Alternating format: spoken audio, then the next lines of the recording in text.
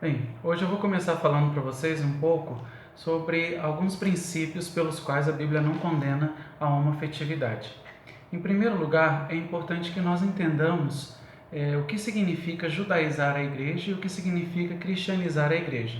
Se somos uma igreja cristã, devemos entender que o nosso fundamento é Cristo, os ensinos de Cristo e toda demonstração que Ele nos deu em termos de exemplo, em termos de sinais e maravilhas. Então, tudo que nós formos fazer deve ser norteado pelos ensinos de Cristo e pelos exemplos que Ele nos deixou.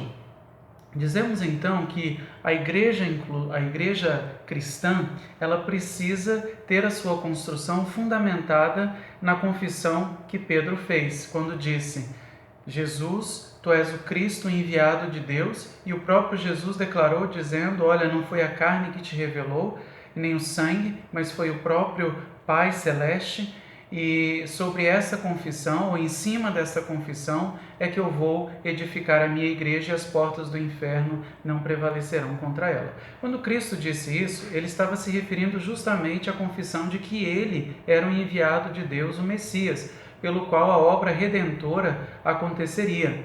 E a partir do seu ministério, uma nova ordem espiritual estava sendo ou seria inaugurada. Essa nova ordem espiritual recebeu o nome de cristianismo, que por muito tempo foi confundido pelos gregos e pelos romanos como sendo apenas uma ramificação do judaísmo ou algo do tipo, algo semelhante ao judaísmo. Pois bem, o judaísmo ele tem as suas raízes na lei mosaica e na tradição dos hebreus. Quando dizemos que uma igreja está sendo judaizada, nós estamos dizendo que esta igreja está trazendo para si as leis mosaicas, assim como a tradição dos hebreus. Isso significa dizer que uma igreja cristã que parte do princípio de que a sua doutrina, de que o seu modo de viver, o seu comportamento vai ser norteado pela cultura dos hebreus e pela tradição dos hebreus, essa igreja, na verdade, está sendo contraditória se disser que é cristã. Então, a igreja cristã ela precisa ser cristianizada e não judaizada. Partindo desse ponto, nós vamos falar sobre o primeiro princípio pelo qual a Bíblia não condena a homoafetividade. E o primeiro princípio tem justamente a ver com Cristo Jesus. Cristo nunca mencionou em nenhum dos seus ensinos, em nenhuma de suas pregações, nada sobre relacionamento entre pessoas do mesmo sexo. Nós encontramos Jesus falando sobre os eunucos e encontramos algumas pessoas até usam os eunucos como sendo um exemplo muito próximo da realidade dos homossexuais. Mas Cristo, de fato, nunca se referiu ao relacionamento entre pessoas do mesmo sexo. Nem Cristo e nem os profetas. E por que é importante a gente ressaltar que nem os profetas mencionaram nada sobre o relacionamento entre pessoas do mesmo sexo? Porque Jesus é o cumprimento das profecias. Se nós traçássemos uma linha de raciocínio que começasse em Gênesis e fôssemos passando por todos os livros da Bíblia, nós vamos perceber que quando a visão bíblica chega no tempo dos profetas, ela já está muito mais apurada, ela já está muito mais clara. Quando ela chega no tempo dos profetas, Cristo já não é mais apresentado unicamente como uma imagem de um animal ou como um evento em si. Cristo não é tipificado, Cristo não é prefigurado, pelo contrário, Cristo agora é profetizado de uma forma muito mais clara, dizendo que o Cristo viria, ou o Messias viria. Esse termo Cristo não é empregado no Antigo Testamento, mas já havia uma noção de que ele restauraria e resgataria a nação de Israel de seus pecados e de seus opressores. Pois bem, nos profetas, então, uma visão muito mais clara sobre Cristo e sobre a obra que Cristo faria. Por meio das profecias, os profetas, então, esclarecem a nação de Israel com respeito à obra que Deus tinha a fazer.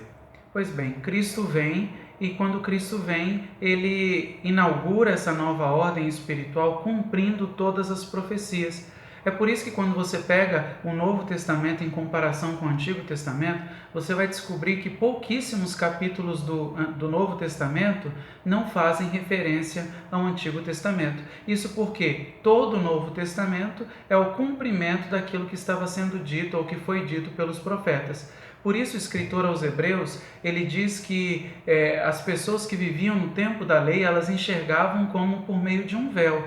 Não havia uma clareza, era tudo como se fosse uma sombra das coisas que iriam acontecer. Elas não tinham a imagem real. O Novo Testamento é justamente essa imagem real de Cristo e da obra que Deus tinha para fazer na humanidade.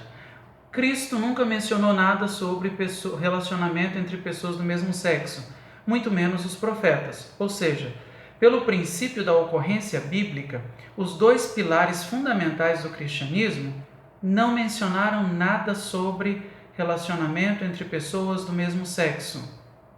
Por isso, eu digo a vocês, a Bíblia não condena a homoafetividade, o relacionamento entre iguais. E aí nós caminhamos e chegamos ao segundo princípio, o princípio da razoabilidade interpretativa. Isso significa que nós norteamos a nossa vida, o nosso padrão comportamental, naquilo que a palavra de Deus nos ensina. Nós extraímos os ensinamentos e aplicamos no nosso dia a dia. Se eu tenho uma compreensão errada do texto, obviamente eu vou fazer uma aplicação errada desse texto. Por isso, dentro do princípio da razoabilidade interpretativa, nós temos que tomar cuidado para não fazermos interpretações restritivas. Ou seja, é pegar um versículo, eu separo esse versículo porque ele tem a ver com aquilo que eu acho que é correto, com aquilo que eu quero empregar para o momento, e eu desprezo o contexto em que esse versículo está inserido. Isso vai me levar a uma fé cega, isso vai me conduzir a uma prática cristã problemática.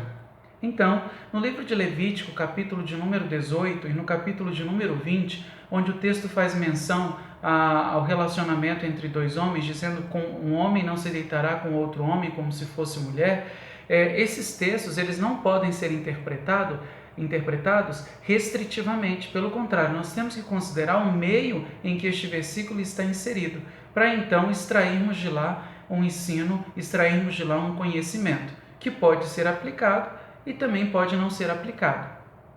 Isso porque vai depender muito de qual era, na verdade, o propósito desse texto e do seu contexto para uma determinada época, para um determinado povo. Por isso, ao analisarmos esses versículos de Levítico 18, verso de número 22 e Levítico 20, verso de número 13, nós precisamos analisar o contexto em que esses versículos foram inseridos. Ora, se eu tomo um desses versículos para torná-lo aplicável à minha vida, eu me obrigo a também fazer com todos os demais versículos que estão em volta e que compõem o contexto em que esse texto está inserido. E horas, vamos convir que é muito difícil aplicarmos tudo que o livro de Levítico trazia como padrão comportamental para o povo hebreu. Difícil e até mesmo impossível. Nós vamos encontrar na lei o texto nos ensinando que o adultério deveria ser punido com apedrejamento e que a prática homossexual, que está introduzida dentro de um contexto de liturgia, dentro de um contexto de condenação religiosa, essa prática homossexual deveria ser punida com a morte. Ou seja, nós então não apenas trataríamos os homossexuais em termos de cura e tampouco diríamos que o divórcio é a saída para aquele que foi ferido ou está dentro de um contexto de adultério. Pelo contrário, nós induziríamos as pessoas à morte. Nós teríamos que apedrejá-las em praça pública. E mais, o texto, a lei, ela reza que uma criança desobediente, ela deveria ser apedrejada também. Ou seja, nós temos situações que são totalmente impraticáveis para o contexto que nós temos hoje de sociedade, para o contexto sociocultural em que nós estamos inseridos. Pensando nisso, as interpretações restritivas elas devem ser evitadas. Por isso, o texto de Levítico, capítulo de número 18 e capítulo de número 20, eles não trazem uma condenação à homoafetividade. Pelo contrário, eles estão dentro de um contexto em que a prática religiosa ela é regulamentada e tinha como propósito fazer com que o povo de Israel se diferenciasse das demais nações pagãs. Essas nações tinham os seus deuses, os seus ídolos e prestavam o seu culto, fazendo ofertas até mesmo de crianças eram sacrificadas e a prática sexual sempre esteve presente nesses cultos. O texto ele faz então traz uma advertência ao povo de Israel com relação a esse contexto histórico, a esse contexto em que Moisés deveria trazer ao povo um padrão comportamental totalmente diferente das nações pagãs. Por isso, o texto de Levítico, capítulo de número 20 e capítulo de número 18, eles não se expressam de uma forma condenatória à homoafetividade.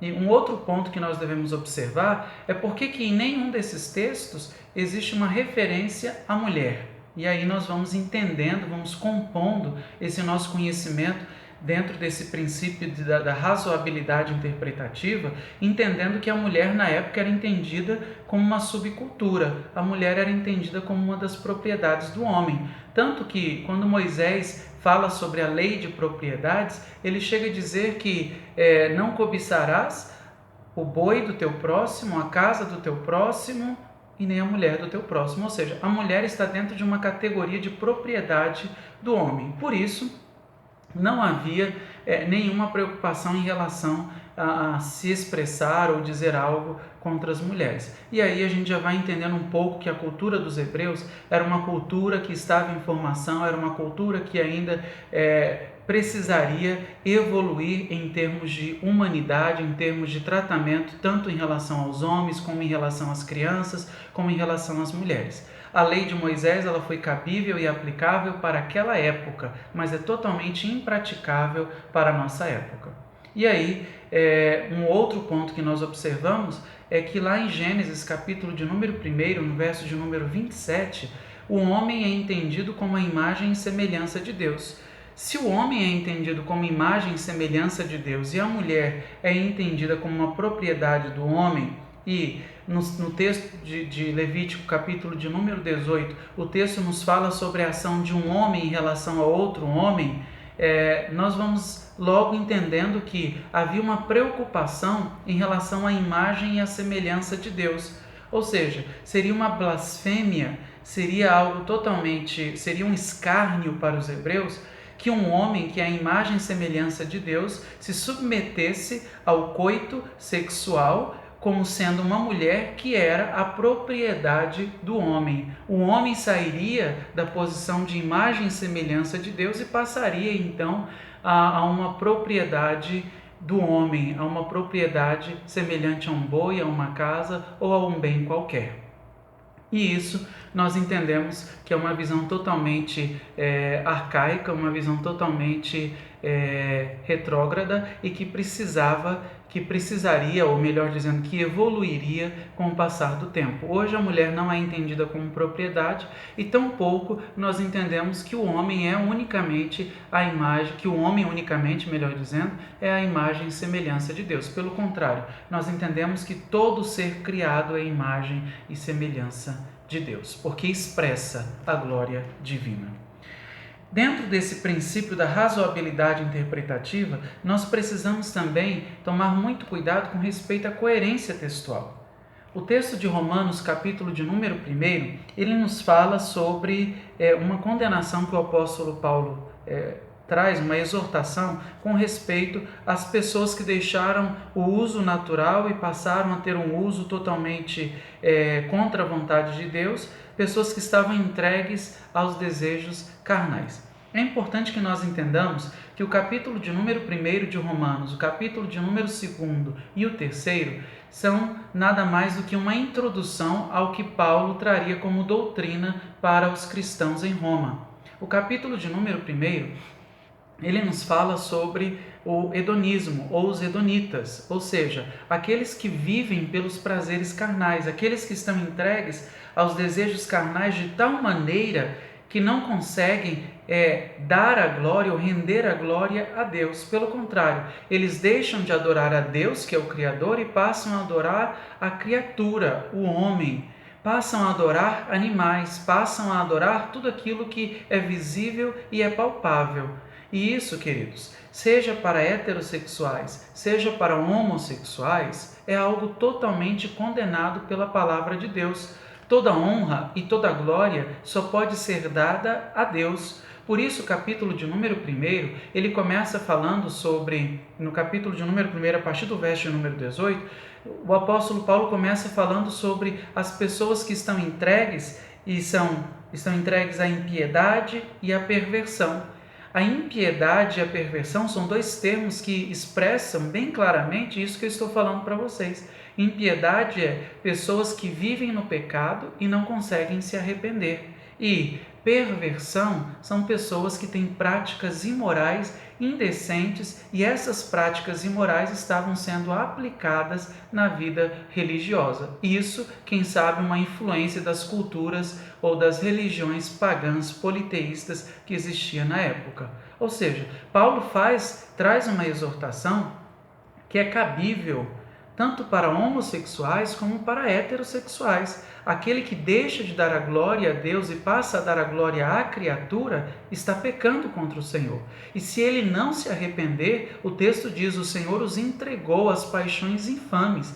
Paixões infames está dizendo com respeito aos desejos da carne. Deus, então, é como se houvesse uma abertura. Eu abri mão disso aí, eu não vou mexer mais com isso. Se o homem quer viver no pecado, ele está se envolvendo, ele está gostando disso, eu estou chamando ao arrependimento e ele não quer voltar para o caminho correto, então está entregue às paixões infames, às paixões carnais, que lá em Gálatas capítulo de número 5 a gente conhece bem. Não é apenas a imoralidade, não é apenas o adultério, não é apenas a prostituição, a promiscuidade. Pelo contrário, as práticas carnais estão relacionadas à falta de amor, está relacionada ao ódio, está relacionada à intolerância. Tudo isso, queridos, tudo isso é condenado pelo capítulo de número 1. Os hedonitas, então, esses que vivem pelos prazeres carnais, são agora repreendidos, exortados pelo apóstolo Paulo. No capítulo de número 2, ele vai falar sobre os judicialistas e no capítulo de número 3 sobre os legalistas, para só então, no capítulo de número 4, ele começar a ensinar, a doutrinar os cristãos em Roma, trazendo as doutrinas fundamentais da fé cristã. A primeira doutrina fundamental que ele traz para a igreja chama-se a justificação pela fé. Depois ele vai falar sobre a doutrina da graça, vai falar sobre o pecado, vai falar sobre a doutrina da filiação, vai falar sobre a doutrina do Espírito Santo, vai falar sobre os dons naturais, vai falar sobre os dons espirituais. Então o apóstolo Paulo, ele insere esse assunto no capítulo de número 1, 2 e 3, trazendo primeiro um combate às heresias que estavam impedindo que a igreja em Roma evoluísse e entendesse realmente qual era o propósito de Cristo em relação à sua igreja. Então, esses dois princípios deixam bem claro que a Bíblia não condena a homoafetividade. Esses textos não podem ser empregados para condenar o relacionamento entre pessoas do mesmo sexo, que se amam, pessoas que estão constituindo família, pessoas que vivem em um contexto de fidelidade, pessoas que pagam seus impostos, pessoas que estão fazendo de tudo para servir a Deus e render glórias a Deus. É totalmente impraticável, é totalmente obsoleta a afirmação de que esses textos condenam a homoafetividade. Que o Senhor em Cristo vos abençoe, conceda ao coração de cada um de vocês o bálsamo, a certeza, a segurança de que somos filhos de Deus. Por mais que nós tenhamos explicações sobre o que a Bíblia nos fala, nós precisamos viver experiências que marquem a nossa trajetória de fé. E a maior de todas as experiências que nós podemos viver é a experiência da salvação, quando o Espírito comunica com o nosso espírito que somos filhos de Deus. Que Deus vos abençoe em nome de Jesus.